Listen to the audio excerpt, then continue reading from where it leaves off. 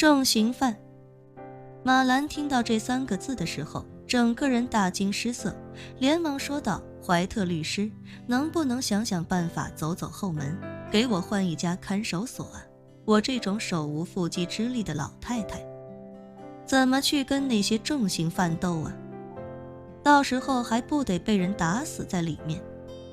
詹姆斯·怀特十分无奈地说道：不好意思，马女士，这是纽约司法体系的运转规则。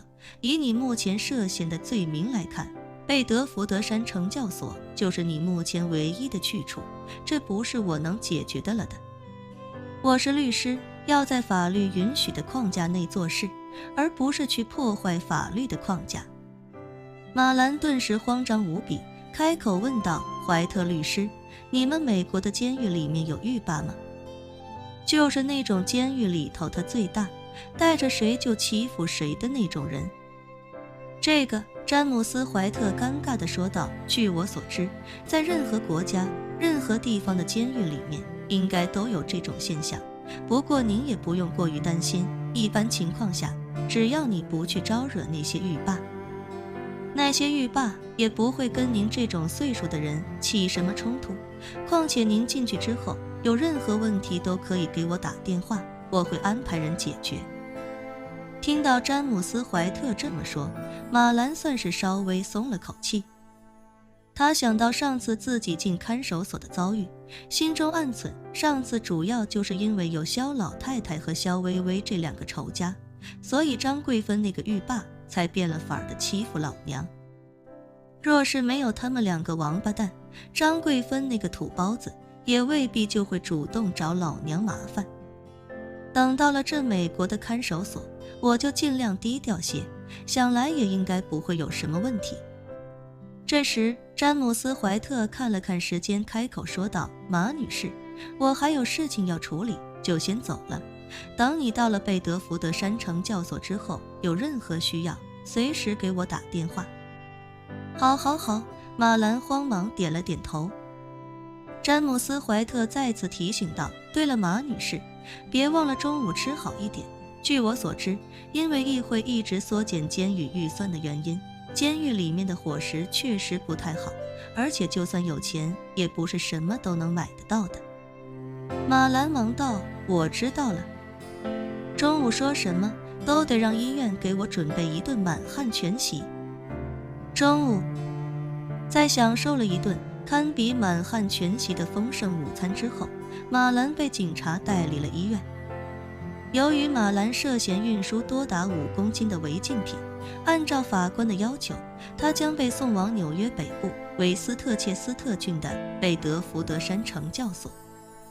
这是全纽约唯一一个专门用来关押重刑犯，亦或者涉嫌重罪嫌疑犯的女子监狱。在这所监狱里，关押了将近1000名犯人，从杀人放火到抢劫贩毒，这里的犯人一个比一个凶恶。马兰被带到监狱之后，先是上交了自己的个人物品，然后又在狱警的要求下做完了一系列的入狱检查，随后得到了自己在这个监狱里的编号第1024号犯人。最后马兰在狱警的要求下换上了监狱的衣服，由狱警带着进了监区。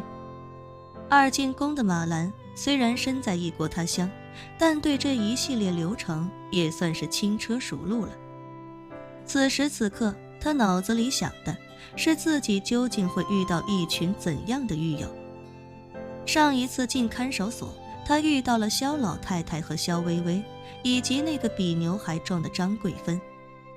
那几天时间对他来说堪比地狱。这一次他只希望自己能遇到几个正常人。跟随着几名狱警走进监区，狱警直接带着他来到第12号监室。来到门口之后，狱警隔着厚重的铁栅栏门，对着里面大吼一声，所有人立刻起来列队集合。马兰踮着脚往里看去，只见这个12号监室里面至少有上百平米大小，而整个监室被以1米左右高的矮墙对称地分成左右2边，中间是过道，两侧则是矮墙构筑的一个个半开放空间。在这个半开放空间里，左右各摆着一张很小的单人床。此时里面的犯人们正在休息，有些人躺在床上，有些人则坐在床头床尾与其他人交谈。听到狱警的一声大吼，一众人这才慢慢腾腾地起身出来，在中间走廊靠内的地方列队。狱警此时并没有着急开门，而是在外面清点了人数，确定了所有人都已经列队完毕，这才用对讲机说道：“打开12号大门。”话音刚落，厚重的铁栅栏门便自动打开。2名狱警手持警棍率先走了进去，而另外2名狱警则押着马兰跟在了后面。进去之后，马兰直接被狱警带到了一众女犯人的面前，而这一众肤色各异，年纪从18、9岁到50、60岁不等的女犯人，此时正用着或轻蔑或挑衅的眼神看着马兰。在他们眼里，这个50岁上下的黄种女人一看就是好欺负的倒霉蛋。狱警此时指着马兰对众人开口道：“她是1024号，以后就住在这个监区。”马兰硬着头皮对众人摆了摆手，强笑着说道：“哈喽。”在场的女犯人没人搭理他，相反倒是很多人饶有兴致地打量起他来，眼神之中似乎有些居心叵测，让马兰多少有些紧张。其中一名狱警指着一张空床，对马兰说道：“1024，你以后就睡这张床。”马兰连忙点了点头。几名狱警也没多废话，简单安顿完马兰，转身便直接离开了监室。狱警们一走，一名红头发、年纪约莫30多岁的白人女性抱着肩来到马兰面前，轻蔑地问道：“嘿，新来的，给大家汇报一下，你是因为什么进来的？”啊，马兰微微一怔，支支吾吾地说道：“我是因为……喂。”那女人见马兰磨磨唧唧不说重点，立刻怒斥道：“我告诉你，在这个监室我最大，我问什么你答什么，我说什么你做什么，否则的话当心我把你的屎打出来。”马兰吓得一哆嗦，连忙说道：“我是因为携带违禁品。”那女人皱了皱眉，问他携带违禁品带了多少。